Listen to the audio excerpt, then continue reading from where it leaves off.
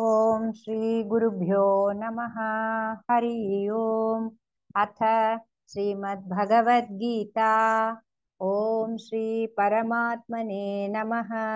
अथ त्रयोदशोऽध्यायः। क्षेत्र विभाग योगः। अर्जुन उवाच प्रकृतिं पुरुषं चैव क्षेत्रं क्षेत्रज्ञमेव च एतद्वेदितुमिच्छामि ज्ञानं ज्ञेयं च केशव।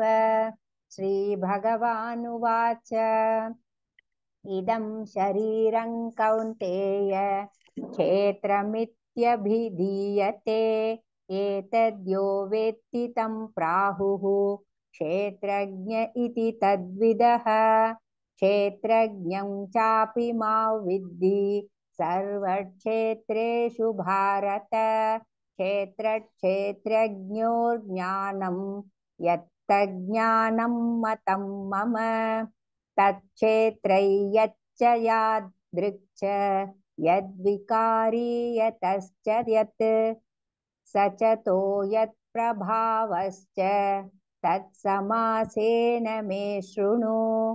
ऋषिभिर्बहुधा गीतं छन्दोद्भिर्विधैः पृथक् ब्रह्मसूत्रपदैश्चैव हेतुमद्भिर्विनिश्चितैः। महाभूतान्यहङ्कारः बुद्धिर्व्यक्तमेव च इन्द्रियाणि दशैकञ्च पञ्चचेन्द्रियगोचराः। इच्छा द्वेषः सुखं दुःखं सङ्घातश्चेतना धृतिः। एतत् क्षेत्रं समासेन सविकारमुदाहृतम्। अमानित्वमदम्भित्वम् अहिंसा क्षान्तिरार्जवम् आचार्योपासनं शौचं स्थैर्यमात्मविनिग्रहः। इन्द्रियार्थेषु वैराग्यम् अनहङ्कार एव च।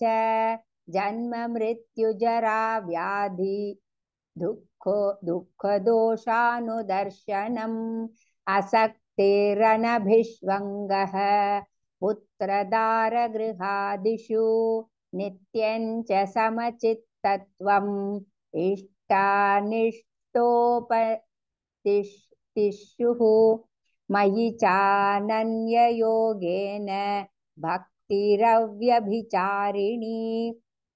विविक्तदेश सेवित्तम् अरतिर्जनसंसदि अध्यात्मज्ञाननित्यत्वं तत्त्वज्ञानार्थदर्शनम्।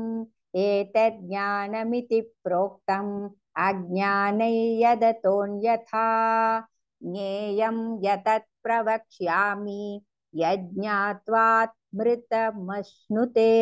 अनादिमत्परं ब्रह्म न सदुच्यते। सर्वतः पाणिपादं तत् सर्वतो क्षिरोन्मुखं सर्वतः श्रुतिमल्लोके सर्वमामृतभृत्य तिष्ठति। सर्वेन्द्रियगुणाभासं सर्वेन्द्रियविवर्जितम् असक्तं सर्वभृच्चैव निर्गुणं गुणभोक्तृ च। बहिरन्तश्च भूतानाम् अचरञ्चरमेव च सूक्ष्मत्वात् तद्विज्ञेयं दूरस्थं चान्तिके च तत्। अविभक्तं च भूतेषु विभक्तमिव च स्थितं भूतभृतर्च तज्ज्ञेयं ग्रस्निष्णु प्रभविष्णु च। ज्योतिषामपि तज्ज्योतिः तमसः परमुच्यते। ज्ञानं ज्ञेयं ज्ञानगम्यं हृदि सर्वस्य विष्ठितम्। इति क्षेत्रं तथा ज्ञानं ज्ञेयं चोक्तं समासतः। मद्भक्तये तद्विज्ञाय मद्भावायोपपद्यते प्रकृतिं पुरुषं चैव विद्यनादि उभावपि विकारांश्च गुणांश्चैव विद्धि प्रकृतिसम्भवान् कार्यकारणकर्तृत्वे हेतुः प्रकृतिरुच्यते पुरुषः सुखदुःखानां भोक्तृत्वे हेतुरुच्यते पुरुषः प्रकृतिस्थो हि भुङ्क्ते प्रकृतिजान् गुणान् कारणं गुणसङ्गोऽस्य सदसद्योनि जन्मसु उपद्रष्टानुमन्ता च भर्ता भोक्ता महेश्वरः परमात्मेति चाप्युक्तः देहेऽस्मिन् पुरुषः परः य एवं वेत्ति पुरुषं प्रकृतिं च गुणैः सह सर्वथा वर्तमानोऽपि न स भूयोऽभिजायते ध्यानेनात्मनि पश्यन्ति केचिदात्मानमात्मना अन्ये साङ्ख्येन योगेन कर्मयोगेन चापरे अन्ये त्वेवमजानन्तः श्रुत्वान्येभ्य उपासते तेऽपि चातितरन्त्येव मृत्युं श्रुतिपरायणाः यावत् सज्जायते किञ्चित् सत्त्वं स्थावरजङ्गमं क्षेत्रक्षेत्रज्ञसंयोगात् तद्विद्धि भरतर्षभ समं सर्वेषु भूतेषु तिष्ठन्तं परमेश्वरं विनश्यत्स्व विनश्यन्तं यः पश्यति स पश्यति समं पश्यन् हि सर्वत्र समवस्थितमीश्वरं न हि नस्त्यात्मनात्मानं ततो याति परां गतिं प्रकृतैव च कर्माणि क्रियमाणानि सर्वशः यः पश्यति तथात्मानम् अकर्तारं स पश्यति यदा भूतपृथग्भावम् एकस्थमनुपश्यति तत एव च विस्तारं ब्रह्म सम्पद्यते तदा अनादित्वन्निर्गुणत्वात् परमात्मायमव्ययः शरीरस्थोऽपि कौन्तेय न करोति न लिप्यते यथा सर्वगतं सौक्ष्म्याद् आकाशन्नोपलिप्यते सर्वत्रावस्थितो देहे तथात्मानोपलिप्यते यथा प्रकाशयात्येक कृत्स्नं लोकमिमं रविः क्षेत्रं क्षेत्री तथा कृत्स्नं प्रकाशयति भारत क्षेत्रक्षेत्रज्ञयोरेवम् अन्तरज्ञानचक्षुषा भूतप्रकृतिमोक्षं च ये विधुर्यान्ति ते परम् ॐ तत्सदिति श्रीमद्भगवद्गीतासु उपनिषत्सु ब्रह्मविद्यायां योगशास्त्रे श्रीकृष्णार्जुनसंवादे क्षेत्रक्षेत्रज्ञविभागयोगो नाम त्रयोदशोऽध्यायः सर्वधर्मान् परित्यज्य मामेकं शरणं व्रज अहं त्वा सर्वपापेभ्यः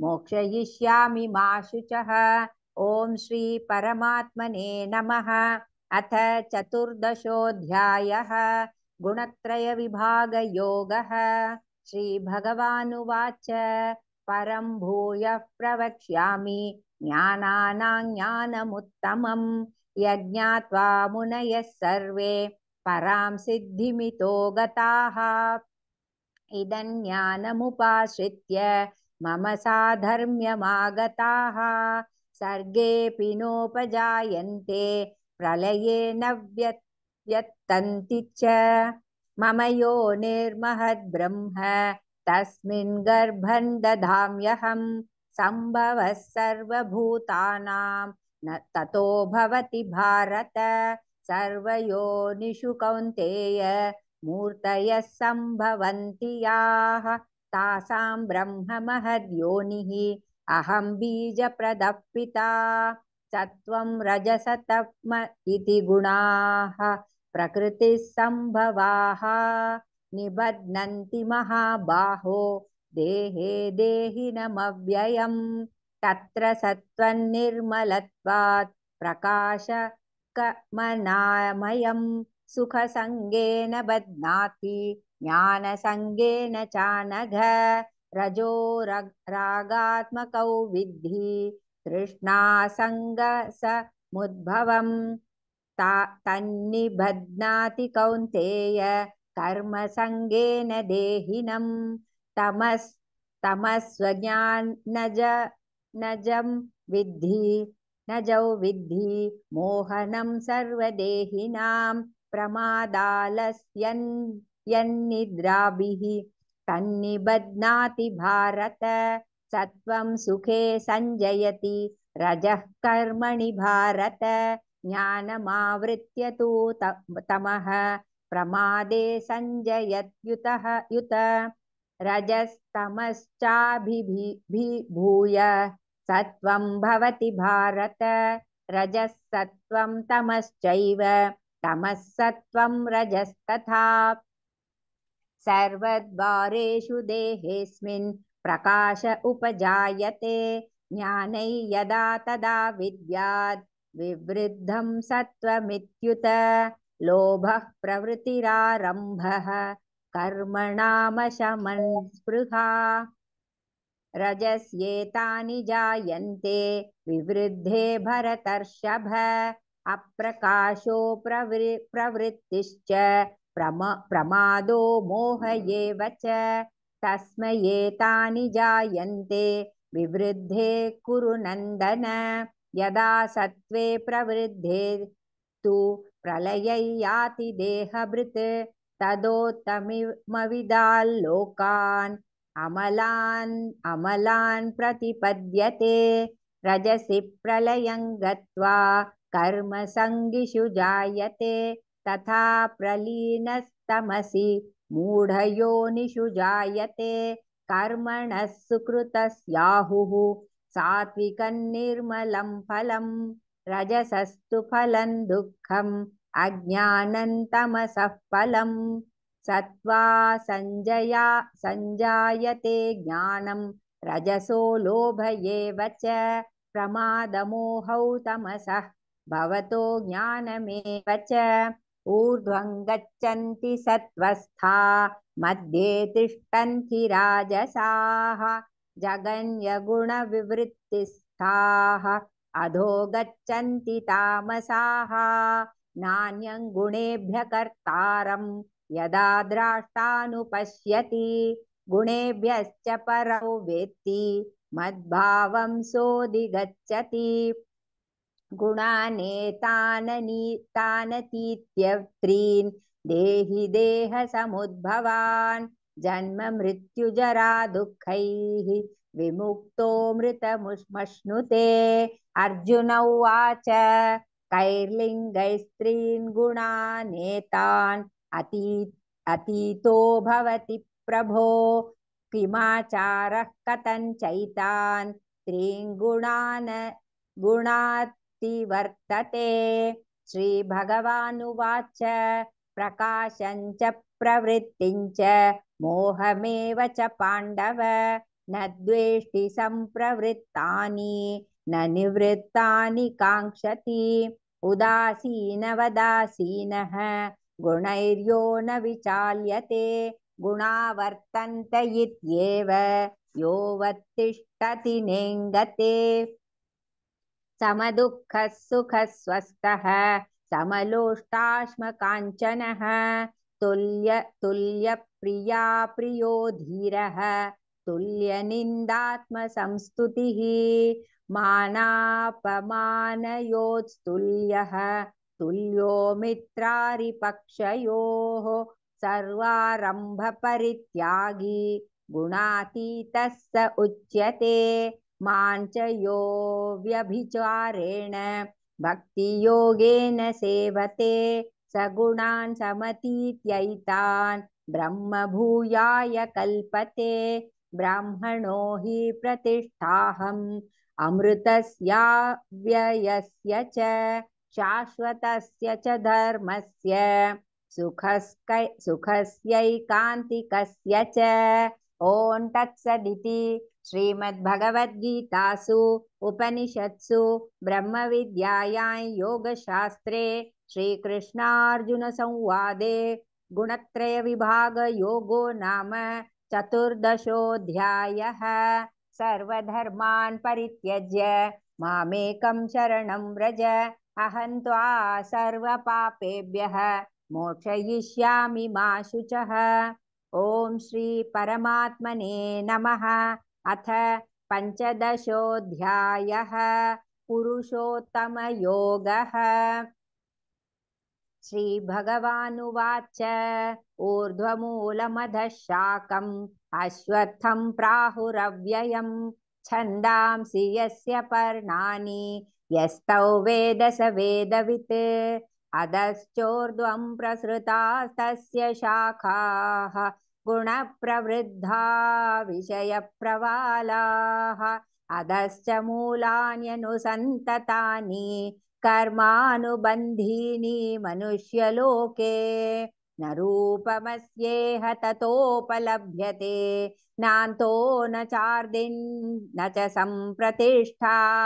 अश्वत्थमेनं सुविरूढमूलम् असङ्गशस्त्रेण दृढेन छित्त्वा ततः पदं तत्परिमार्गितव्यम् यस्मिन् गता न निवर्तन्ति भूयः। तमेव चाद्यं पुरुषं प्रपद्ये यतः प्रवृत्तिः प्रसृता पुराणी।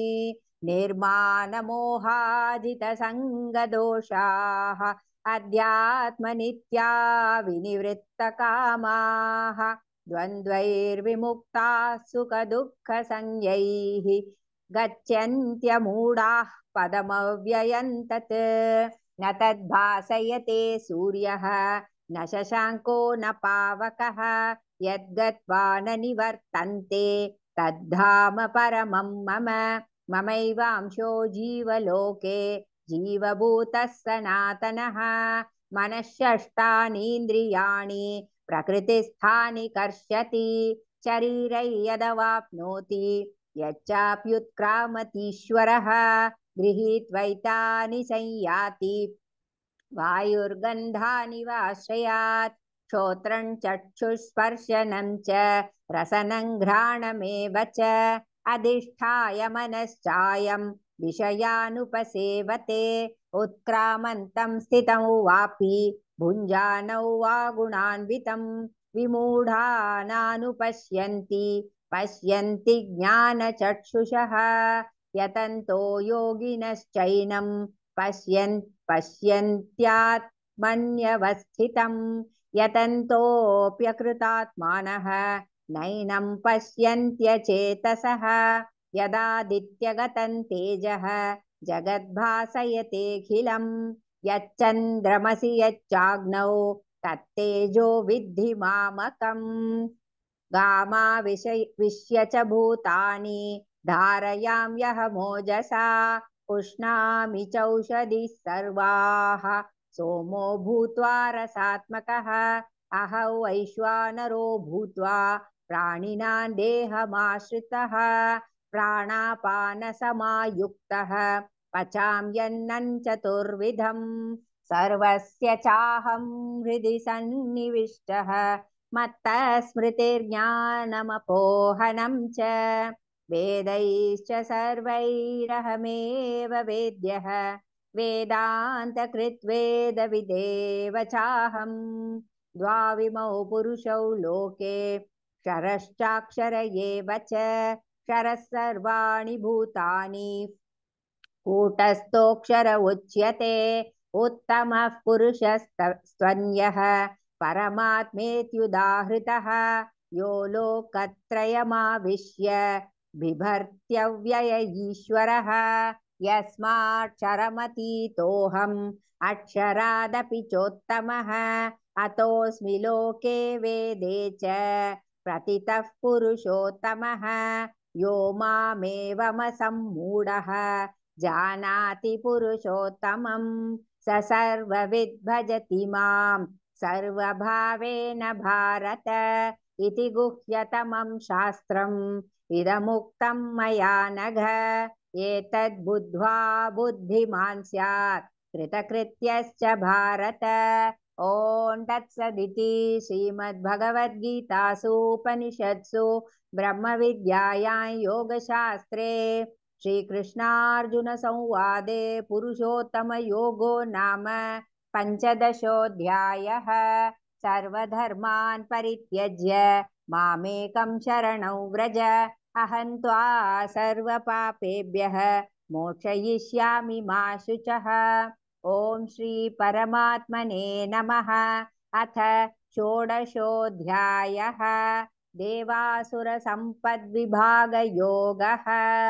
श्रीभगवानुवाच अभयं सत्त्वसंशुद्धिः ज्ञानयोगव्यवस्थितिः दानं दमश्च यज्ञश्च स्वाध्यायस्तप आर्जवम् अहिंसा सत्यमक्रोधः त्यागः शान्तिरपैशुनं दया भूतेष्वलोलुप्त्वं मार्द्वं ह्रीरचापलम् तेजःक्षमाधृतिश्चौचम् अद्रोहो नातिमानिता भवन्ति सम्पदन् दैवीम् अभिजातस्य भारत। दम्भो दर्पोऽभिमानश्च क्रोधः पारुष्यमेव च अज्ञानं चाभिजातस्य पार्थ सम्पदमासुरीं दैवी सम्पद्विमोक्षाय निबन्धायासुरीमता मा शुचः सम्पदन् दैवीम् अभिजातोऽसि पाण्डव द्वैभूतसर्गो लोकेऽस्मिन् दैव आसुर एव च दैवो विस्तरश्च प्रोक्तः आसुरं पार्थ मे शृणु प्रवृत्तिं च निवृत्तिं च जना न विदुरासुराः न शौचन्नापि चाचारः न सत्यन्तेषु विद्यते असत्यमप्रतिष्ठन्ते जगदाहुरनीश्वरम् अपरस्परसम्भूतं किमन्यत् कामहैतुकम् एतान् दृष्टिमवष्टभ्य नष्टात्मानो मानोऽल्पबुद्धयः प्रभवन्त्युग्रक्रमाणः क्षयाय जगतो हिताः काममाश्रित्य दुष्पूरं दम्भमानमदान्विताः मोहाद् गृहीत्वा सद्ग्राहान् प्रवर्तन्ते शुचिव्रताः चिन्तामपरिमेयाञ्च प्रलयान्तामुपाश्रिताः कामोपभोगपरमाः एतावदिति निश्चिताः आशापाशास्तैर्बद्धाः कामक्रोधपरायणाः ईहन्ते कामभोगार्थम् अन्यायेनार्थसञ्चयान् इदमद्य मया लब्धम् इमं प्राप्स्ये मनोरथम् इदमस्तीदमपि मे भविष्यति पुनर्धनम् असौ मया हतः शत्रुः हनिष्ये चापरानपि ईश्वरोऽहमहं भोगी सिद्धोऽहं बलवान् सुखी आढ्योऽभिजनवानस्मि कोऽन्योऽस्ति सदृशो मया यक्ष्ये दास्यामि मोदिष्ये इत्यज्ञानविमोहिताः अनेकचित्तविभ्रान्ताः मोहजालसमावृताः प्रसक्ता कामभोगेषु पतन्ति नरकेषु च आत्मसम्भाविताः स्तब्धाः धनमानमदान्विताः यजन्ते नाम यज्ञैस्ते दम्भेनाविधिपूर्वकम् अहङ्कारं बलं दर्पं कामं क्रोधं च संश्रिताः मामात्मपरदेहेषु प्रद्विषन्तो प्रद्विषन्तोऽभ्यसूयकाः तानहं द्विषतः क्रूरान् संसारेषु नराधमान् क्षिपां यज्जस्त्रामशुभान् आसुरीष्वेव योनिषु असुरीययोनिमापन्नाः मूढा जन्मनि जन्मनि मामप्राप्यैव कौन्तेय ततो यान्त्यधमां गतिम् त्रिविधं नरकस्येदं द्वारन्नाशनमात्मनः कामक्रोधस्तथा लोभः तस्मादेतत्र त्यजेत् एतैर्विमुक्तः कौन्तेय तमोद्वारैस्त्रिभिर्नरः आचारत्यात्मना श्रेयः ततो याति परां गतिम् यः शास्त्रविधिमुत्सृज्य वर्तते कामकारतः न स सिद्धिमवाप्नोति न सुखं न परां गतिम् तस्मात् शास्त्रं प्रमाणन्ते कार्याकार्यव्यवस्थितौ ज्ञात्वा शास्त्रविधानोक्तं कर्म कर्तुर्मिहार्हसि। ॐ तत्सदिति श्रीमद्भगवद्गीतासु उपनिषत्सु ब्रह्मविद्यायां योगशास्त्रे श्रीकृष्णार्जुनसंवादे दैवासुरसम्पद्विभागयोगो नाम षोडशोऽध्यायः। सर्वधर्मान् परित्यज्य मामेकौ शरणं व्रज अहं त्वा सर्वपापेभ्यः मोक्षयिष्यामि मा शुचः। ॐ श्री परमात्मने नमः। अथ सप्तदशोऽध्यायः श्रद्धात्रयविभागयोगः। अर्जुन उवाच ये शास्त्रविधिमुत्सृज्य यजन्ते श्रद्धयान्विताः तेषां निष्ठां तु का कृष्ण सत्त्वमाहो रजस्तमः। श्रीभगवानुवाच त्रिविधा भवति श्रद्धा देहिनां स्वभावजा सात्विकी राजसी चैव तामसी चेति तान् शृणु। सत्त्वानुरूपा सर्वस्य श्रद्धा भवति भारत। श्रद्धामयोऽयं पुरुषः यो यच्छ्रद्धः स एव सः। यजन्ते सात्विका देवान् यक्षरक्षांसि राजसाः प्रेतान् भूतगणाश्चान्ये यजन्ते तामसा जनाः। अशास्त्रविहितं घोरं तप्यन्ते ये तपो जनाः दम्भाहङ्कारसंयुक्ताः कामरागबलान्विताः कर्ष्यन्तश्च शरीरस्थं भूतग्राममचेतसः मां चैवान्तः शरीरस्थं तान् विद्यासुरनिश्चयान्।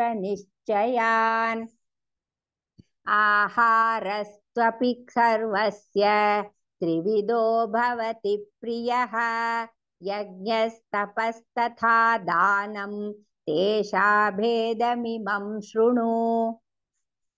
आयुः सत्त्वबलारोग्यः सुखप्रीतिविवर्धनाः रस्या स्निग्धा स्थिरा हृद्याः आहारः सात्विकप्रियाः। कट्वं ललवणात्युष्णत् तीक्ष्णरूक्षविदाहिनः आहारराजसस्येष्टाः दुःखशोकामयप्रदाः यातयामङ्गतरसं भूतिपर्युषितं च यत् उच्छिष्टमपि चामेध्यं भोजनं तामसप्रियम् अपलाकाङ्क्षिभिर्यज्ञः विधिदृष्टो य युज्यते यष्टव्यमेवेति मनः समाधाय स सात्विकः अभिसन्धाय तु फलं दम्भार्थमपि चैव यत् युज्यते भरतश्रेष्ठ तं यज्ञव्यविद्धिराजसम् विधिहीनमसृष्टान्नं मन्त्रहीनमदक्षिणम्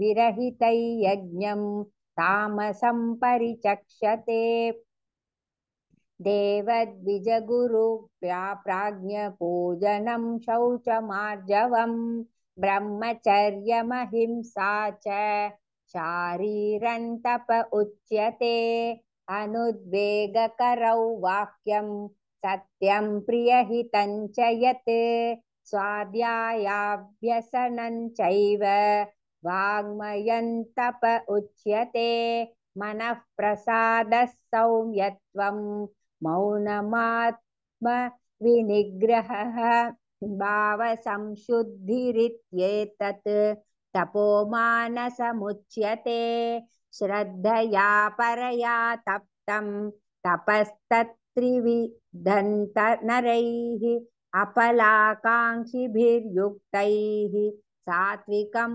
परिचक्षते सत्कारमानपूजार्थं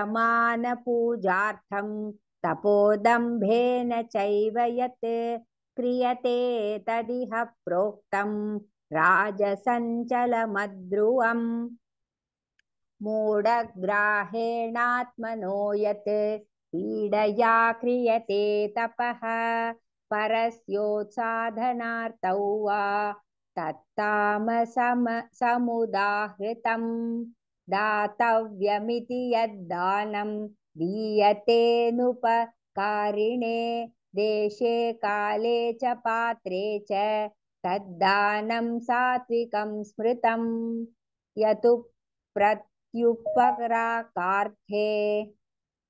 फलमुद्दिश्य वा पुनः दीयते च परिक्लिष्टम् तद्दानं राजसंस्मृतम् अदेशकाले यद्दानम् अप्राप्तेभ्यश्च दीयते असत्कृतमवज्ञातं तत्तामसमुदाहृतम् ॐ तत्सदिति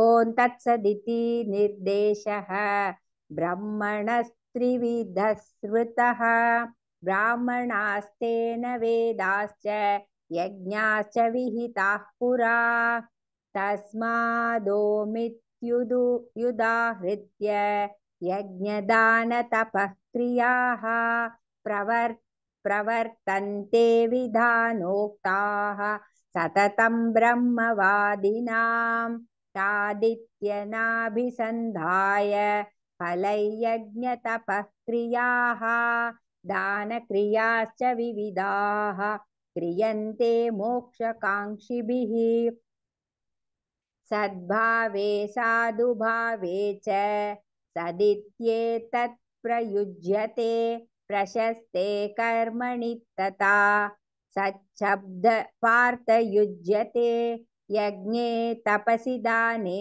च स्थितिः सदिति चोच्यते कर्म चैव तदत्तीर्यं सदित्येवाभिधीयते अश्रद्धया हुतं दत्तं तपस्तप्तं कृतं च यत् असदित्युच्यते पार्थ न च तत्प्रेत्य नो इह ॐ तत्सदिति श्रीमद्भगवद्गीतासु उपनिषत्सु ब्रह्मविद्यायां योगशास्त्रे श्रीकृष्णार्जुनसंवादे श्रद्धात्रयविभागयोगो नाम सप्तदशोऽध्यायः। सर्वधर्मान् परित्यज्य मामेकं शरणं व्रज, अहं त्वा सर्वपापेभ्यः मोक्षयिष्यामि मा शुचः। ॐ श्री परमात्मने नमः। अथ अष्टादशोऽध्यायः। मोक्षसंन्यासयोगः। अर्जुन उवाच संन्यासस्य महाबाहो तत्त्वमिच्छामि वेदितुम्, त्यागस्य च हृषीकेश पृथक् केशिनिषूदन। श्रीभगवानुवाच काम्यानां कर्मणां न्यासं संन्यासं कवयो विदुः, सर्वकर्मफलत्यागं प्राहुस्त्यागौ विचक्षणाः। त्याज्यन् दोषवदिक्येके कर्म प्राहुर्मनीषिणः, यज्ञदानतपः कर्म न त्याज्यमिति चापरे। निश्चयं शृणु मे तत्र त्यागे भरतसत्तम। त्यागो हि पुरुषौ व्याघ्र त्रिविधः सम्प्रकीर्तितः, यज्ञदानतपः कर्म न त्याज्यं कार्यमेव तत्। यज्ञो दानं तपश्चैव पावनानि मनीषिणाम्, एतान्यपि तु कर्माणि सङ्गं त्यक्त्वा फलानि च कर्तव्यानीति मे पार्थ निश्चितं मत्तमुत्तमम्। नियतस्य तु संन्यासः कर्मणो नोपपद्यते, मोहातस्य परित्यागः तामसः परिकीर्तितः। दुःखमित्येव यत्कर्म कायक्लेशभयात् त्यजेत्, सकृत्वा राजसं त्यागं नैव त्यागफलं लभेत्। कार्यमित्येव यत्कर्म नियतं क्रियतेऽर्जुन, सङ्गं त्यक्त्वा फलं चैव सत्यागः सात्विको मतः। न द्वेष्टय कुशलं कर्म कुशलेनानुषज्यते, त्यागी सत्त्वसमाविष्टः मेधावी छिन्न संशयः। न हि देहभृता शक्यं त्यक्तुं कर्माण्यशेषतः, यस्तु कर्मफलत्यागी सत्यागीत्यभिधीयते। अनिष्टमिष्टं मिश्रं च त्रिविधं कर्मणः फलं, भवत्यत्यागिनां प्रेत्य न तु संन्यासिनां क्वचित्। पञ्चैतानि महाबाहो कारणानि निबोध मे, साङ्ख्ये कृतान्ते प्रोक्तानि सिद्धये सर्वकर्मणाम्। अधिष्ठानं तथा कर्ता करणं च पृथग्विधं, विविधाश्च पृथक् चेष्टाः दैवं चैवात्र पञ्चमम्। शरीरवाङ्मनोर्भिर्यत् कर्म प्रारभते नरः, न्यायौ वा विपरीतौ वा पञ्चैते तस्य हेतवः। तत्रैवं सति कर्तारम् आत्मानं केवलं तु यः पश्यत्यकृतबुद्धित्वात् न स पश्यति दुर्मतिः। यस्य नाहङ्कृतो भावः बुद्धिर्यस्य न लिप्यते, हत्वापि स इमाल्लोकान् न हन्ति न निबध्यते। ज्ञानज्ञेयपरिज्ञाता त्रिविधा कर्म चोदना, करणं कर्म कर्तेति त्रिविधः कर्म संग्रहः।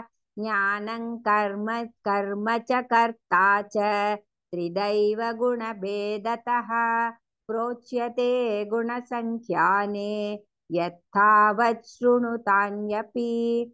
सर्वभूतेषु येनैकं भावमव्ययमीक्ष्यते अविभक्तौ विभक्तेषु तज्ज्ञानौ विद्धि सात्विकम् पृथक्त्वेन तु यज्ञानं नानाभावान् पृथग्विधान् वेत्ति सर्वेषु भूतेषु तज्ज्ञानौ विद्धि राजसम् यतु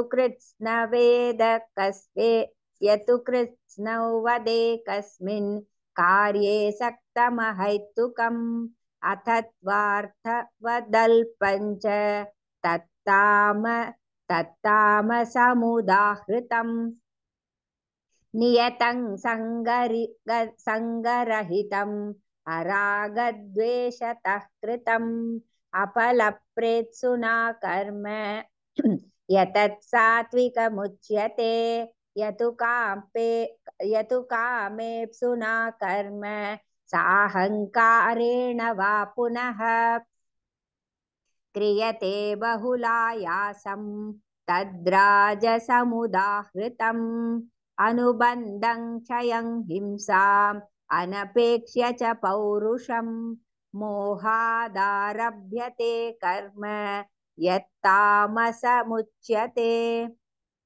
मुक्तसङ्गो नहौ आदि धृत्युत्साहसमन्वितः सिद्ध्योर्निर्विकारः कर्ता सात्विक उच्यते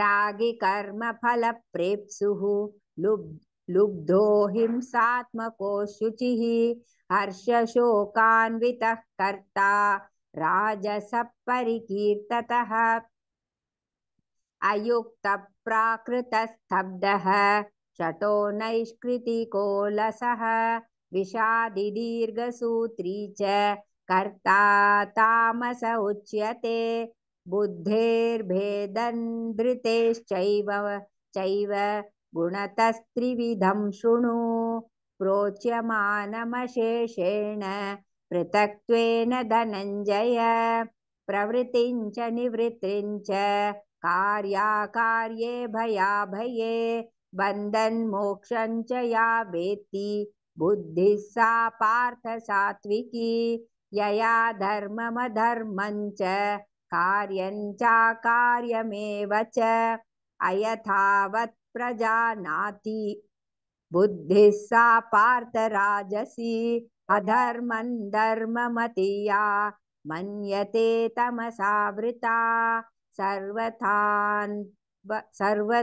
सर्वतान् विपरीताश्च बुद्धिः सा पार्थ तामसी धृत्या यया धारयते मनः प्राणेन्द्रियक्रियाः योगेनाव्यभिचारिण्या धृतिः सा पार्थ सात्विकी यया तु धर्मकामार्थान् धृत्या धारयतेऽर्जुन प्रसङ्गेन फलाकाङ्क्षी धृतिः सा पार्थ राजसी यया स्वप्नं भयं शोकं विषादं मदमेव च न विमुच्यति दुर्मेधाः धृतिः सा पार्थ तामसी सुखं त्विदानीं त्रिविधं शृणु मे भरतर्षभ अभ्यासाद्रमते यत्र दुःखान्तं च निगच्छति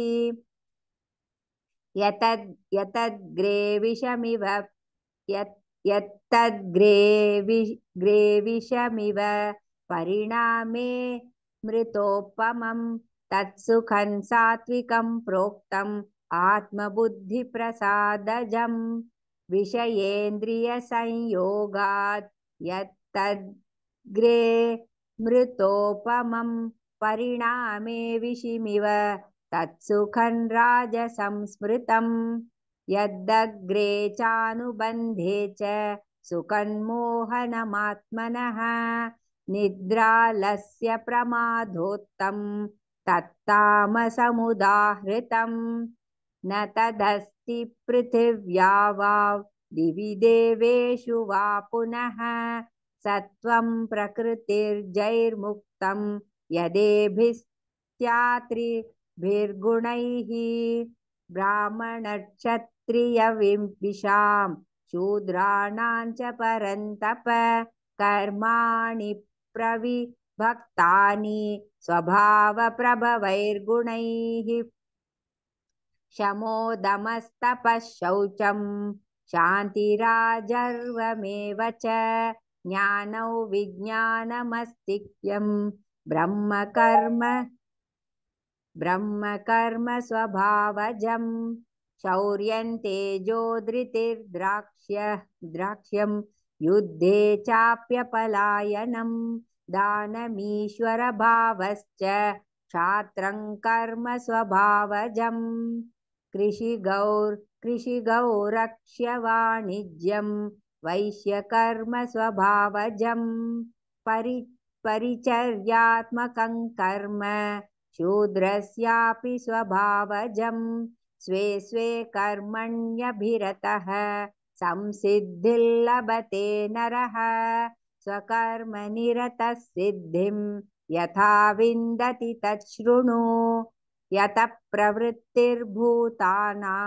येन सर्वमिदं ततं स्वकर्मणा तमभ्यर्च्य सिद्धिं विन्दति मानवः श्रेयान् स्वधर्मो विगुणः परधर्मात् स्वनुष्ठितात् स्वभावनियतं कर्म कुर्वन्नाप्नोति किल्बिषम् सहजं कर्म कौन्तेय सदोषमपि न त्यजेत् सर्वारम्भा हि दोषेण धूमेनाग्निविरावृताः असक्तबुद्धिः सर्वत्र जितात्मा विगतस्पृहः नैष्कर्म्यसिद्धिं परमां सन्न्यासेनाधिगच्छति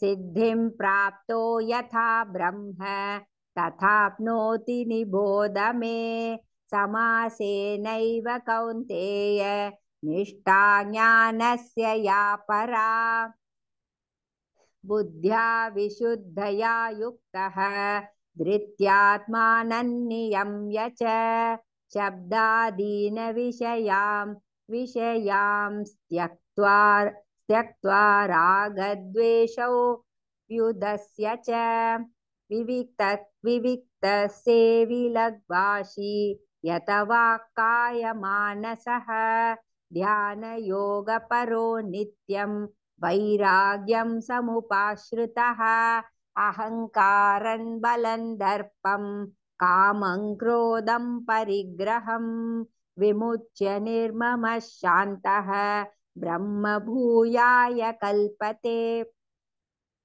ब्रह्मभूतः प्रसन्नात्मा न शोचति न काङ्क्षति समः सर्वेषु भूतेषु मद्भक्तिर्लभते परां भक्त्या मामभिजानाति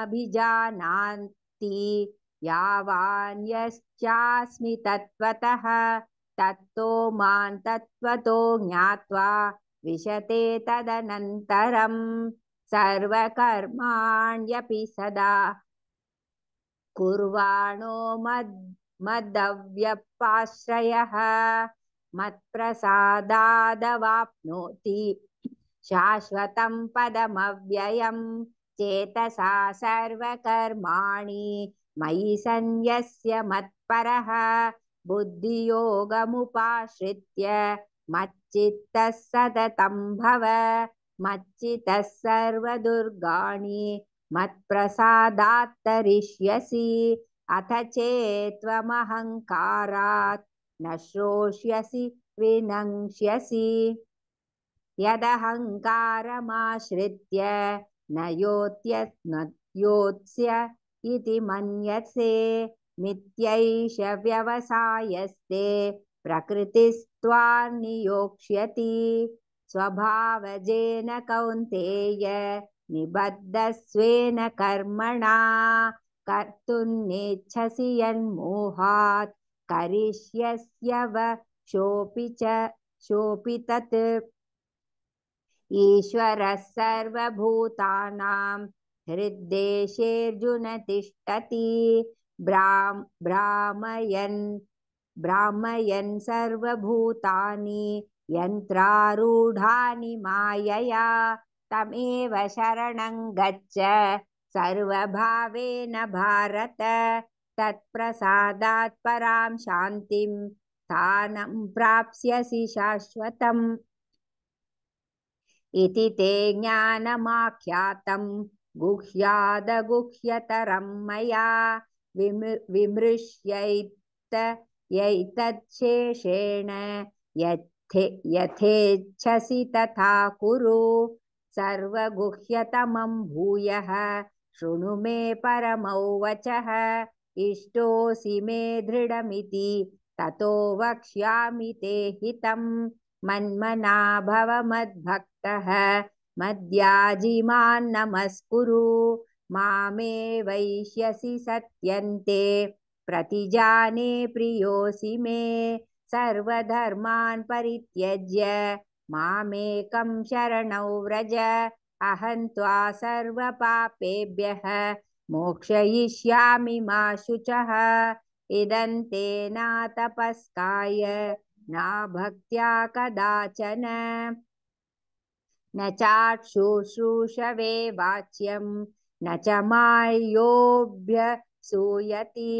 य इमं परमं गुह्यं मद्भक्तेष्वभिधास्यति भक्तिं मयि परां कृत्वा मामे वैष्यत्य संशयः न च तस्मान्मनुष्येषु कश्चिन्मे प्रियकृत्तमः भविता न च मे तस्माद् अन्यप्रियतरो भुवि अद्येष्यते च य इमं धर्म्यं संवादमावयोः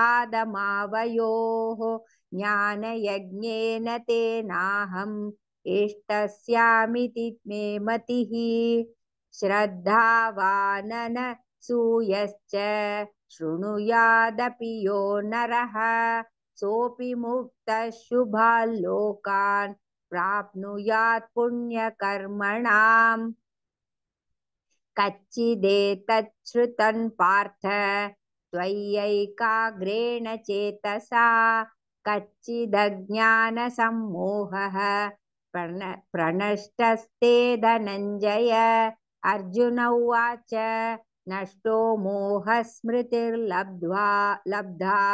त्वत्प्रसादान्मयाच्युत स्थितोऽस्मि गतसन्देहः करिष्ये वचनं तव सञ्जय उवाच इत्यहौ वासुदेवस्य पार्थस्य च महात्मनः संवादमिममश्रौषम् अद्भुतं रोमहर्षणं व्यासप्रसादात् श्रुतवान् ये तद्गुह्यमहं परं योगैयोगेश्वरात् कृष्णात् साक्षात् कथयतः स्वयम् राजन् संस्मृत्य संवादमिममद्भुतं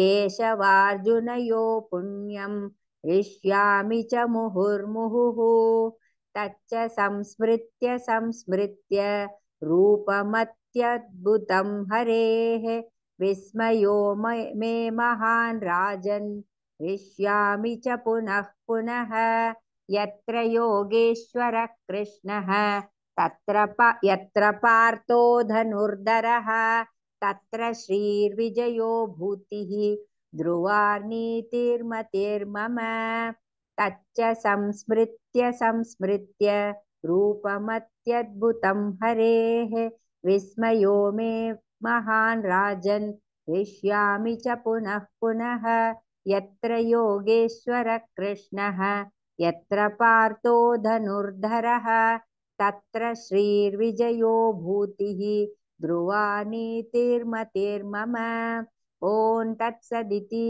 श्रीमद्भगवद्गीतासु उपनिषत्सु ब्रह्मविद्यायां योगशास्त्रे श्रीकृष्णार्जुनसंवादे मोक्षसंन्यासयोगो नाम अष्टादशोऽध्यायः।